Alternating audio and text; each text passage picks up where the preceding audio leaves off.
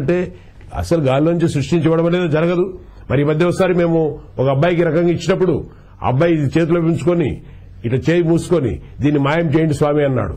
మరి ఏ స్వామి దీన్ని మాయం చేయలేడు. గతంలో డాక్టర్ కోవూర్ గారు, ప్రేమానంద్ గారు వీళ్ళందరూ కూడా మీరు చేతిలో పట్టని బూడిద గుమ్మడికాయ ఇవ్వండి అని ఛాలెంజ్ చేశారు స్వాములను. ఎవరు గుమ్మడికాయ ఇవ్వలేరు, ఎందుకంటే చేతిలో పట్టదు కాబట్టి. కానీ ఈ అబ్బాయి జస్ట్ 3వ తరగతి చదివే అబ్బాయి, శరత్ అనే అబ్బాయి ఈ రకంగా చేతిలో ఉంచుకొని దీన్ని మాయం చేయండి మీలో మహత్యం ఉంటే అన్నాడు. మరి ఏ స్వాములు మాయం చేయలేరు దీన్ని. పిల్లలు చాలా తెలివైన వాళ్ళని మేము అంటున్నాం. అందుకే పిల్లలను స్వాముల దగ్గరికి అలౌ చేయలేదు కూడా మేము చెప్తాన్నాం. మరి ఇప్పుడు స్వాములు అప్పుడప్పుడు ఏం చేస్తారంటే ఒకే లడ్డు ఉంది, భక్తులు 500 మంది ఉన్నారు, మరి ఒక లడ్డునే 500 చేస్తామనేసి మహత్యంతో చేస్తామని ఏదో మోసం చేస్తుంటారు. మరి ఆ రకంగానే అది ఎట్లా మోసం చేస్తారు, చిన్న ఎక్స్పెరిమెంట్ ఇది. ఇక్కడ ఒకే బిస్కెట్ ఉంది, మరి ఒకే బిస్కెట్ 200 మంది భక్తులు ఉన్నారు, వాళ్ళందరికీ ఇవ్వాలంటే అదేదో మహత్యం అయితేనే ఇవ్వగలుగుతామని చెప్పేసి ఓ మహత్యం జరుగుతుంది. అది ఏ రకంగా జరుగుతుందో మనం చూడొచ్చు. పాత్రలు ఉన్నాయి, దాంట్లో బిస్కెట్ వేసినాం, మంత్రోచ్చారణ చేయండి, మంత్రాలు వస్తే లేకపోతే ఊరుకున్నాండి. 200 అయిపోయినాయి. ఇది మహత్యం కాదు అంటున్నాను, ఇది మోసం మాత్రమే. ఎట్లా జరిగింది ఈ మోసం అంటే this is a magic part. ఇవి 2 బయట కనపడుతున్నాయి, కానీ దాంట్లో 3వది ఇంకోటి ఉంది మనకు కనపడకుండా, అది చిన్నది. ముందు దాంట్లో బిస్కెట్స్ ఉంటాయి, ఇంకా ఉంటాయి.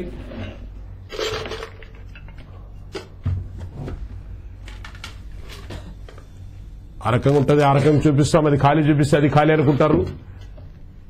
అది ఒకటి వేస్తాం, దీనిపైన ఇట్లా అంటాం. అదట్లా తీసినప్పుడు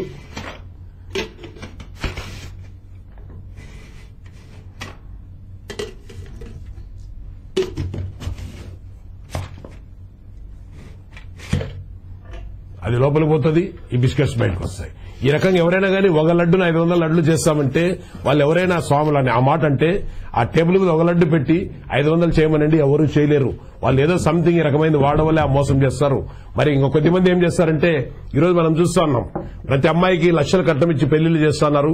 చివరి కట్నం వేధింపులతో తిరిగి పుట్టింటికి వస్తుంది. ఆ సందర్భంగా అల్లుడికి దూరమైన అమ్మాయి గురించి ఎక్కువ సమస్య అవుతుంది తల్లిదండ్రులకు. అప్పుడు వాళ్ళు స్వాములు ఏర్పడుతున్నారు, ఇద్దరి రకంగా దూరంగా ఉన్నారు. ఆ దూరంగా ఉన్న వాళ్ళు ఇద్దరు ఎప్పుడు ఒకటవుతారనే ఆలోచనతో వాళ్ళు పోయినప్పుడు ఆ స్వాములు ఏం చేస్తారంటే ఈ రకంగా మీ కూతురు అల్లుడు దూరంగా ఉన్నారు, ఈ ఇద్దరు ఒకటైతారు, మేము పూజ చేస్తామని చెప్పేసి ఈ రకంగానే ఈ రకంగా దూరంగా ఉన్నారు. ఇద్దరు 2 వేరే వేరే ఉన్నాయి. మరి ఈ రకంగా 2 పట్టుకొని లాగమంటారు, లాగేయండి. ఇది లాగేస్తే ఒకటైపోయినారు, ఇంక నుంచి కలిసే ఉంటారని చెప్పేస్తారు. ఇది చిన్న మోసమే. ఈ చిన్న మోసంతో కోయంబత్తూరులో రిటైర్డ్ సర్వేయర్ దగ్గర 60 లక్షలు సంపాదించగలిగినాడు. దీంట్లో జరిగిన మోసం ఏమంటే ఇది ఒకే పీసే, దీని రకంగా సెంటర్లో ఈ రకంగా అన్నప్పుడు ఈ రకంగా నేస్తే 2 అవుతాయి, ఇవి 2గా ఉంటాయి. ఇది ఇట్లయితే కనపడుతుంది, చేయి అడ్డు పెట్టుకుంటారు, హైడింగ్ బిహైండ్, మీకు కనపడకుండా దాచిపెట్టుకోవడం. ఈ రకంగా చేయి ఉంటుంది, అప్పుడు మీరు 2 వేరే అనుకుంటారు. ఈ రకంగా లాగినప్పుడు ఒకటవుతుంది, అప్పుడు 2 కలిసిపోయినాయి అనుకుంటాం. ఈ చిన్న మోసంతో జనాన్ని మోసం చేయొచ్చు. దీనికి కారణం మన మానసిక బలహీనతే. మామూలుగా అప్పుడప్పుడు శివరాత్రికి ఆత్మలింగాలు ఇస్తామంటారు స్వాములు. కొద్దిమంది ముందే ప్రచారం చేసుకుంటారు భక్తులను ఎక్కువ రాబట్టుకోవడానికి. మరి ఆత్మలింగం ఎంతో కష్టమైందంటారు. మరి ఆత్మలింగం ఏ రకంగా ఇస్తారు? అది నోట్లో నుంచి వస్తుంది, తల్లి బిడ్డను కనేదానికన్నా చాలా కష్టమైందని చెప్పి పత్రికలు కూడా రాస్తుంటాయి. దీనికంతా కారణం ఎవరికి సరైన అవగాహన లేకపోవడమే. మరి ఇప్పుడు మన స్వామి గారు చివరిలో ఆత్మలింగం ఇస్తాడు. మీరందరూ సీరియస్ గా చూడండి, అది నోటి వైపే చూడండి, ఎట్లొస్తుంది ఆత్మలింగం అనేది మీరందరూ చూడండి.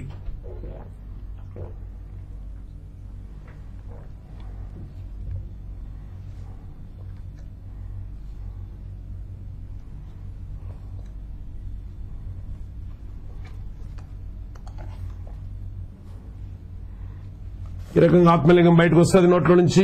మరి వస్తేనే భక్తులందరూ కాళ్ళ మీద పడుతున్నారు, దీన్ని ఫోటోలు తీసి ఫోటోలు వేసుకుంటున్నారు. ఈ పద్ధతిలో పూజలు జరుగుతున్నాయి. ఇది ఎట్లొచ్చింది అనేది ఎవరు ఆలోచించడం లేదు. కానీ చిన్నపిల్లల్ని అడిగితే ఇది ఎట్లొచ్చిందంటే పిల్లలు ఏమంటున్నారంటే మీరు నోట్లో పెట్టుకున్నారులేండి ముందుగానే అంటున్నారు. చిన్నపిల్లలకు ఉన్న ఆలోచన పెద్దవాళ్ళకి లేదంటే కారణం పెద్దవాళ్ళు ఎదగలేదని నేను అంటున్నా. మరి ఇది ఎట్లొచ్చింది? ఇది అంటే ఆత్మలింగం ముందు స్వామి నీళ్లు తాగినాడు, చేతిగుడ్డలో ఆ శివలింగం ఉంది, నీళ్లు తాగిన తర్వాత మూతి తుడుచుకున్నాడు. మూతి తుడుచుకున్నప్పుడు నోట్లోకి పోయింది ఆత్మలింగం. స్వామి ఏం మాట్లాడితే లోపలికి వెళ్ళిపోతుంది, మరి బయటికి రాదు. వాడు సైలెంట్గా ఉన్నాడు. మరి ఆ సందర్భంగా నటించినాడు, దాన్ని బయటికి తీసినాడు. ఇక నుంచి ఎవరైనా స్వాములు ఆత్మలింగం ఇస్తామంటే ఇంత లావు ఇవ్వండి మేము గుడి కట్టించుకుంటామనండి ఏ స్వామి ఇవ్వలేడు. మరి ఈ రకంగా ఎన్నో ఉన్నాయి. ఇవి ఏవైనా మహత్యాలనేటివి ఏవీ లేవు. ఇవన్నీ ట్రిక్కులు మాత్రమే అనే విషయం మీకు తెలుసుకుంటే చాలు. దీన్ని భవిష్యత్తులోనే ఈ విషయాలు పాఠ్యాంశంలో చేరుస్తారని మేము ముఖ్యంగా విజ్ఞప్తి చేస్తున్నాం. కానీ ఇవి చేర్చకపోగా వాస్తు జ్యోతిష్యాలను పాఠ్యాంశంలో చేర్చి ఈరోజు ఇల్లు కట్టుకున్న వాళ్ళకి ఎవరికి కూడా సుఖం లేకుండా చేస్తున్నారు. ఏ సమస్య వచ్చినా ఇండ్లు గోడల కారణం అనుకుంటున్నారు. కాబట్టి దయచేసి ఈ విషయాలను పాఠ్యాంశంలో చేర్చమని భవిష్యత్ సమాజాన్ని అభ్యుదయ భావాలకు తీసుకోవాలని కోరుకుంటున్నాం. మరి అదే రకంగానే ఇంతకుముందు ఉంగరం ఇచ్చినాం.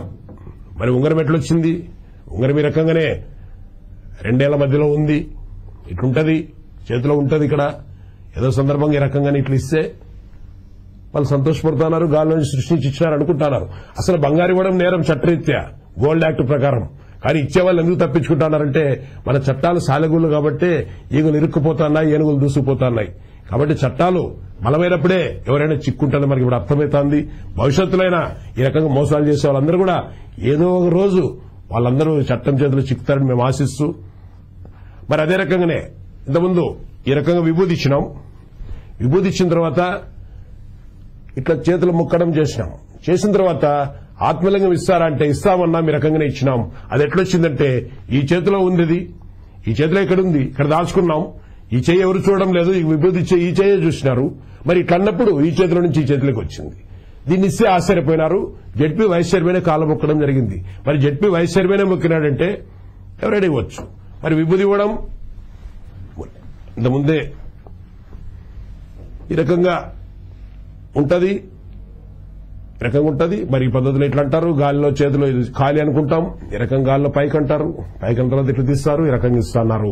ఇవన్నీ కూడా విభూతి పవిత్రమైంది కాబట్టి ముఖ్యంగా అందరూ మోసపోతున్నాం. ఇవన్నీ కూడా మోసాలే, అంతమించి వేరే కాదు. దయచేసి ఏదైనా సమస్య వస్తే దాని కారణం ఏదో తెలుసుకోండి, పరిష్కార మార్గం ఆలోచించుకోండి. కానీ ఈ రకమైన స్వాముల దగ్గర పోయి మోసపోకూడదని కోరుకుంటూ సిటీ కేబుల్ వారికి ఈ అవకాశం కల్పించిన సిటీ కేబుల్ వారికి మేము కృతజ్ఞతలు చెప్పుకుంటూ సెలవు తీసుకుంటున్నాం. Thank you. చూశారుగా, ఏవైతే మంత్రాలు మహిమలతో స్వాములకే పరిమితం అనుకుంటున్న అంశాలన్నింటినీ అమర్నాథ్ గారు మన ముందు శాస్త్రీయ పద్ధతిలో చేసి చూపించి నిరూపించారు. ఈ మూఢనమ్మకాల ముసుగులో జరుగుతున్న అరాచకాలను, అన్యాయాలను ఎదుర్కొనేందుకు మానవతా సంస్థ ఎంతో కృషి చేస్తుంది. ఈ మానవతా సంస్థ చేస్తున్న కృషిని ప్రజలు సహకరించాలని కోరుతున్నాం. అలాగే ఈ రక్తదాన ఉద్యమానికి సిటీ కేబుల్ కూడా తనంత సహాయంగా ఎవరికైనా తక్షణ పరిస్థితుల్లో రక్తం అవసరమైతే ఉచితంగా స్కోలింగ్ ఇచ్చి సిటీ కేబుల్ కూడా తనంతో తోడ్పాటు అందిస్తుంది. భవిష్యత్తులో ఈ రక్తదాన ఉద్యమాన్ని మరింత ముందుకు తీసుకెళ్లాలని కోరుకుంటూ మన స్టూడియోకి వచ్చి చక్కగా ఈ రోజు ప్రోగ్రాం ఇచ్చిన అమర్నాథ్ గారిని, సలీం గారిని సిటీ కేబుల్ తరఫున కృతజ్ఞతలు తెలియజేస్తూ ఈ కార్యక్రమాన్ని ఇంతటితో ముగిస్తున్నాం. నమస్కారం.